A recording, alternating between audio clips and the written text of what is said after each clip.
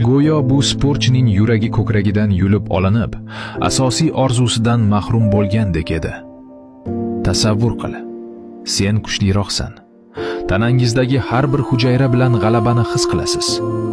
Lekin sizga aytiladi: g'alaba qozonishga haqqingiz yo'q. Bu Said Malay, judo bo'yicha jahon chempioni, tatami yirtqichi, g'alaba mashinasi. Parijda 2019-yilda u oltin medalga tank kabi intildi. Raqiblarini yengib, finalga qadar uchdi. Chorak finalgacha yetib bordi.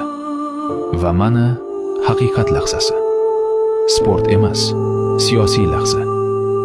Eron hokimiyati buyurdi: darhol yutqazishing kerak. Sabab? Agar Malay g'alaba qozonishda davom etsa, isroillik bilan to'qnashishi mumkin. Eronlik sportchilarga esa isroilliklarga qarshi chiqish qat'iyan man etilgan. Said tatamida g'azab va kuch bilan turardi, lekin unga raqibi ostida yotish buyurildi.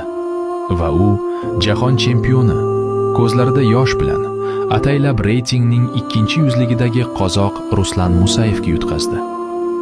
O'ylab ko'ring, sayyoradagi eng kuchli judochilardan biri ataylab yutqazishga majbur.